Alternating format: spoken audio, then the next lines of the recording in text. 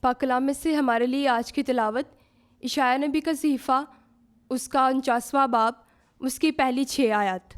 اے جزائر میری سنو، اے دور دراز کی قوموں کان لگاؤ، خداوند نے مجھے شکم ہی سے بلایا، بطن مادر ہی سے اس نے میرے نام کا ذکر کیا، اور اس نے میرے منہ کو تیز تلوار کی طرح کیا۔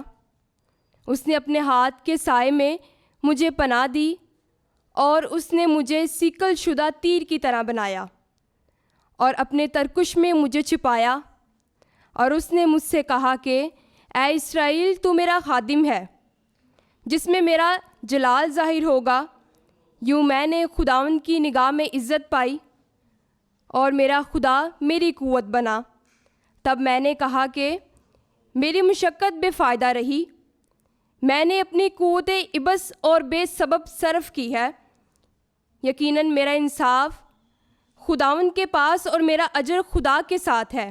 اور اب خداوند کہتا ہے، یعنی وہ جس نے مجھے شکم ہی سے اپنا خادم بنایا، تاکہ یعقوب کو اس کے پاس پھر لاؤں اور اسرائیل کو اس کے پاس فراہم کروں، کہ یہ ہلکی سی بات ہے کہ تو میرا خادم ہے، تاکہ یعقوب کے قبائل کو اثر نو قائم کرے اور اسرائیل کے پسماندوں کو پھر لائے۔ اس لیے میں نے تجھے غیر قوموں کا نور بنایا، تاکہ تو زمین کی انتہا تک میری نجات کا باعث ہو۔ پاک کلام کا پڑھا اور سنا جانا ہم سبوں کے لیے باعث برکت ہو۔ خدا کا شکر ہو۔